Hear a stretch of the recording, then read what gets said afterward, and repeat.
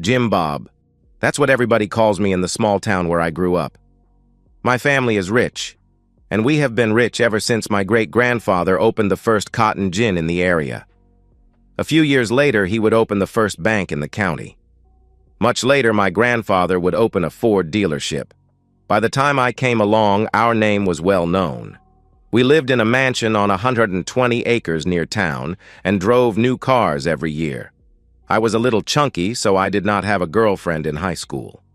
But that changed in college. Girls seemed to like riding around in a new Mustang with a guy who always had a pocket full of money. There was one girl that I really liked. Her name was Sue Wilson. She was a cute, light brown-haired girl with pretty blue eyes. We started dating my senior year and were going steady by Christmas. We never had intimacy. She wanted to be a virgin on her wedding night. I respected that. Even when we drove to Panama City for spring break, there was no intimacy. Soon after I graduated, we flew to Vegas and got married. It was a surprise to everyone. Dad said he would have paid for a wedding here in town, but Sue and I did not want a big wedding. We loved each other and did not want all the drama associated with a big wedding. After a week in Hawaii, we came home and moved into the house with my parents. Life was good. 6 months after our first boy was born, tragedy struck. My parents were killed by a drunk driver. Since I was the only child, I inherited everything. The bank, the cotton gin, and the car dealership became my responsibility. I think I handled it pretty well. Besides my education, I spent lots of time working with my father learning the business. 2 years later, my second son was born. I loved my life and the family I had been blessed with. It was a year later that Sue asked me what I thought about her getting a boob job. I was all for it. The 2 babies had done a number on her once beautiful breasts, and they could use some help. We found a surgeon, and she went from having sagging 32C cup breasts to 36D cup breasts that stood proudly on her chest. But that operation changed more than just her bra size. I noticed her clothes changed. Her dresses now had plunging necklines. Her skirts were a little shorter. Her swimsuits went from one-piece to string bikinis. Her personality also changed. She spent less time with the kids. She became flirtier. Men took notice. Within a year, we had a nanny. Sue started having lunch with her girlfriends. Then it was drinks with them at the club until midnight. One night after Sue left for a night out with her friends, I checked the GPS I had installed on her Lincoln. It was parked at a motel over in the next county. She was cheating. I confronted her with what I knew the next morning. She did not even try to lie. She admitted the affair and then laughed at me. The way I see it, Jim Bob, is you have 2 choices. This is a no-fault state, and we did not sign a prenup. You divorce me, and you will pay me alimony and child support for the next 15 or 20 years. You'll see your boys every 2 weeks on the weekend while I live in this house. I can even move one of my lovers, and yes, there is more than one, in here to help me raise your sons. The other choice is just to put up with my flings. Who knows, in 5 or 10 years I'll get it out of my system. I think the second is the best for you. I'll still make love to you whenever you want. No problem there. And I promise to be discreet. What do you say? Well, to make a long story short, I agreed with the second choice. That was until today. I came home, and just as I was pulling up, I saw a car leaving. In it was a black man. I thought we had agreed that she could have her affairs, but always at a motel in another county. I even let her go on a vacation last year to New York. She was gone for 2 weeks. No problem. But now this, at our home, and, as I was to find out in a few minutes, in our bed. I entered the house fuming mad. Sue was changing the sheets on the bed. I exploded. What the hell, Sue? In our house and in our bed? Calm down. This was the first time here at the house. Leroy did not have a lot of time and I was in the mood. The kids are in school and I did not think you would find out. So what? You know I fool around. Get naked and I'll give you sloppy seconds if you want. Who the hell is this Leroy and how long has it been going on? I asked. He is just a guy I met at a bar about 4 months ago. What does it matter? Are you mad because he is black or because I brought him into our bed? I am mad because of everything. I want you to stop. I want our life back to where it was before you started this running around, I replied. Jim Bob, we have talked about this. I am not stopping.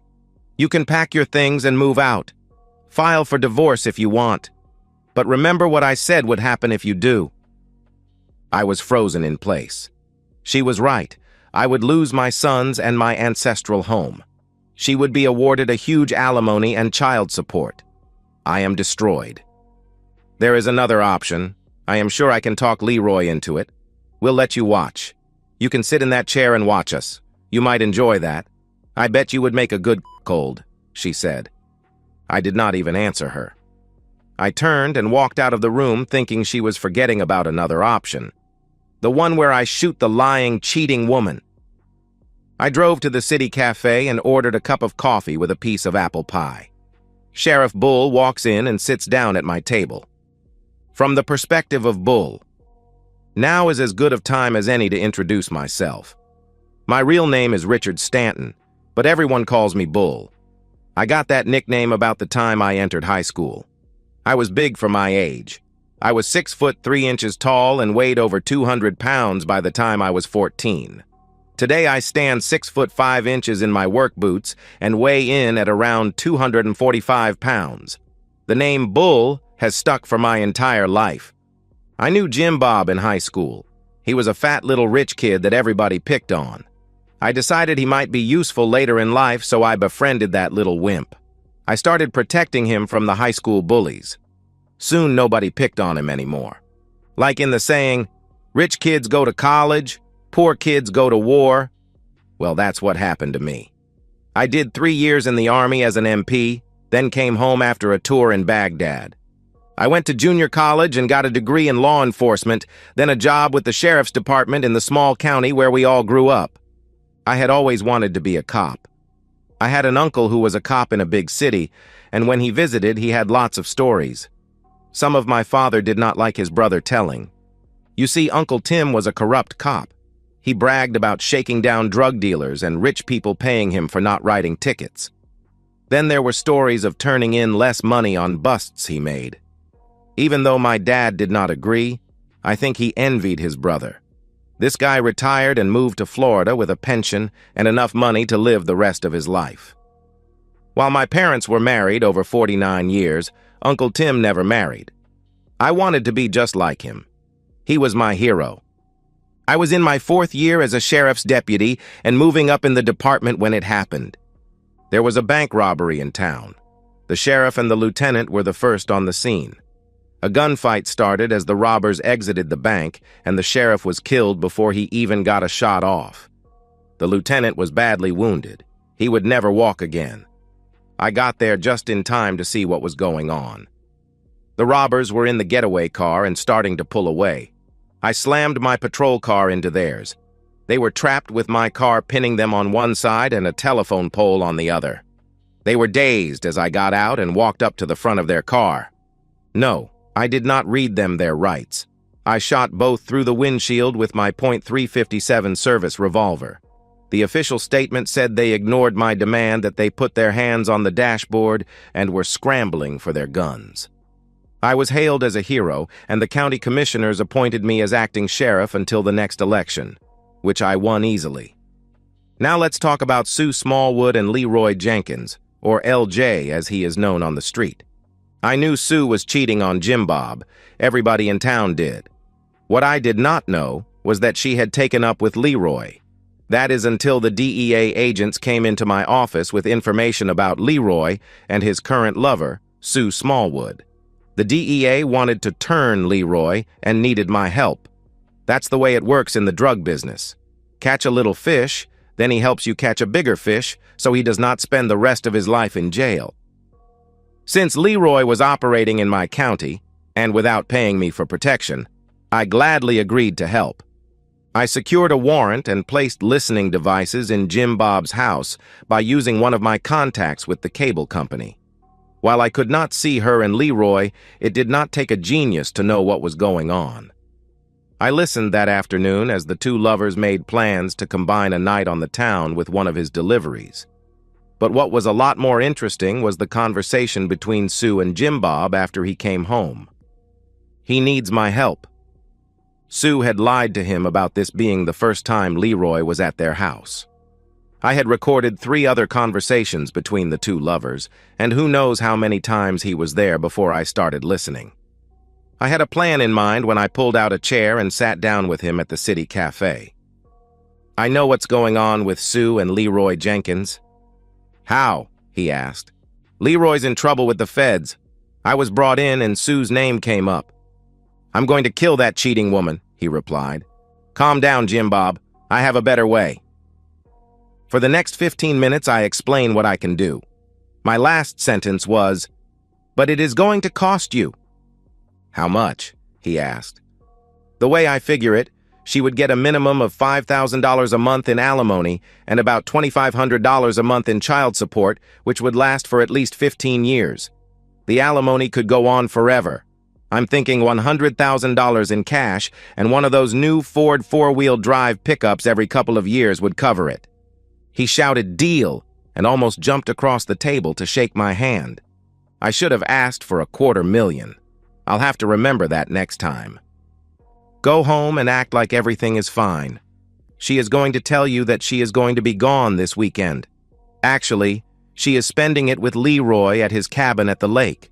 That's where I'll get them." Again, we shook hands and I left. I did wonder if he could pull it off. Probably. He has known of her cheating for years. One more night of pretending should be no problem. Back to the perspective of Jim Bob. Saturday morning, I was making breakfast for my sons when my phone rang. It was an unknown number, so I did not pick up. After breakfast, I was cleaning the kitchen when it rang again.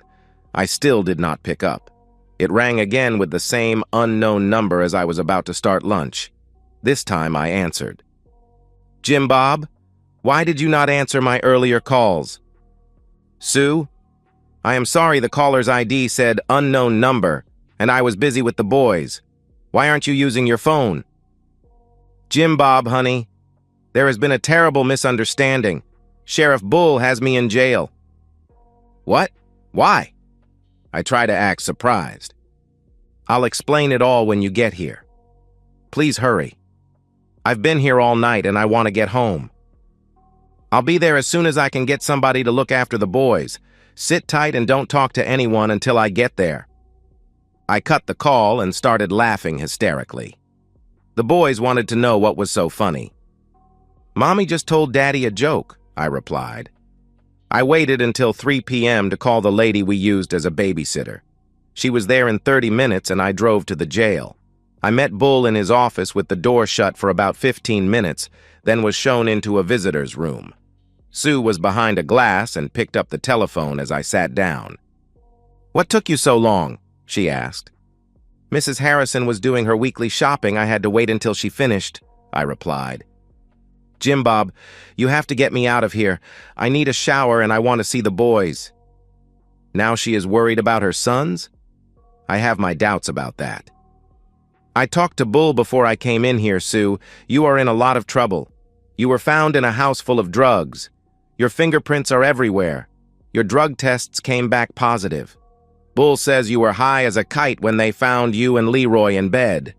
Then there is that gun they found in the glove box of your car, along with 6 bags of cocaine. Sue, what is going on?" This is all a big mistake. Leroy and I had driven to Memphis to go dancing. They were checking everybody before letting them in the club, so Leroy handed me his pistol, and I put it in the glove box. We were going to deliver the coke to one of his clients, but he was not at the club last night. I took them out of my purse and put them in the glove box. "So Leroy was driving your car, and you had the drugs in your purse?" I asked. "Yes. He likes to drive the Lincoln when we go out. In the club we danced and, okay, I admit I did a line of coke. First time, I swear. Then we drove back to Leroy's place up at the lake. I think I did another line. I can't remember. We were in bed making love when Bull and his men busted down the door and caught us. Jim Bob, it was horrible. I was naked and everyone saw me. They all watched as I dressed. After I was brought here, I was put in a cell with 2 other women. I told them what happened, and they said Bull had no right to bust in like he did. I know nothing about Leroy's drug business, and that gun is not mine. I think if you hire a good attorney, I will be released this afternoon and all charges dropped. Please? First of all, no matter what those jailhouse attorneys told you, Bull had every right to bust down that door. He had a no-knock warrant. They have found your fingerprints on an illegal gun. It was reported stolen a year ago. If there is a body on that gun, you will be charged as an accessory to murder. Not true, but I want to give her something to think about. Your fingerprints are all over that house, even on the packages of coke in your car. Of course, your drug tests came back positive. You are in big trouble, Sue. On top of everything, your case is going to be handled by Judge Parker. His daughter died of a drug overdose 3 years ago. He is very hard on drug dealers and their associates. You will be going before him Monday morning for a bail hearing. Until then, you might as well get comfortable. Jim Bob, we can get through this. Get me a good attorney. Then when I make bail, we'll work this out. Leroy will testify I had nothing to do with his drug business. When I get out, you and I can start over like you want. I'll quit running around, she started blabbering. Stop lying. First of all, Leroy has been under surveillance for over 3 months. The feds know he was at our house a number of times. They wired our house so all the conversations you have had with Leroy at our house are recorded. Now you are asking for my help? What a joke. 3 days ago you wanted me to be your humiliated husband. Last night you were found high on coke and with a black coke dealer. I will not be at your bail hearing and I will not be getting you an attorney. You are on your own from this minute forward. I hung up the phone and walked out of the room. Sue was pounding on the glass, but I never looked back. 2 days later, she was served with divorce papers as she sat in jail, unable to make the $250,000 bail. She never once called to talk to the boys or even asked about them to my knowledge. The district attorney offered her a deal: 3 years in state prison for women. She refused until she found out that Leroy was going to testify against his Mexican drug connection, and then he was going to do 3 years in a federal prison camp. Upon his release, he was going in the witness protection program. Sue decided she did not want him testifying at her trial. She was told by her public defender that if he lied under oath, his deal would be nullified. There was a lot more to the story of her and Leroy than she wanted to come out. Sue went before Judge Parker and ended up taking the deal. The surprise was the judge ordered her to have 2 years supervised probation after completing her sentence, and during that time she was to enroll in a drug rehabilitation program. Our divorce flew through the court system. Sue was present in the courtroom when this judge awarded me full custody of the boys. There would be no alimony, and Sue could apply for visitation privileges when she got out of prison. But the visits would have to be supervised. The judge noted that she had a drug problem and would be attending a drug rehabilitation program. Sue did not take this well and screamed that this was all my fault. She would see me in hell for letting this happen to her. What kind of sick logic is that? She gets caught high, in bed with a black drug dealer and with a gun and coke in her car, and it's my fault? The judge added a permanent restraining order preventing her from coming within 1,000 feet of me, my house, or one of my businesses. She was led away screaming. Switching back to the perspective of Bull, I had the arrest warrant 2 days before I served it on LJ. I wanted him and Sue to be caught together. The gun and her fingerprints on the bags of coke just added to her problems and made the divorce from Jim Bob easier. I love this truck. It has all the bells and whistles. I take it up to the lake and do a little fishing whenever I get the chance. Sometimes I even take one of my girlfriends up to the cabin that once belonged to Leroy. I bought it when the feds auctioned it off under the federal forfeiture policy. Life is good. And that's the end of today's story. If you enjoyed it, please give this video a thumbs up and drop a comment below. Your support helps the algorithm push my content further. If you're new to the channel, don't forget to hit that subscribe button. It really helps me keep creating more stories for you. Thanks for watching, and I'll see you in the next one.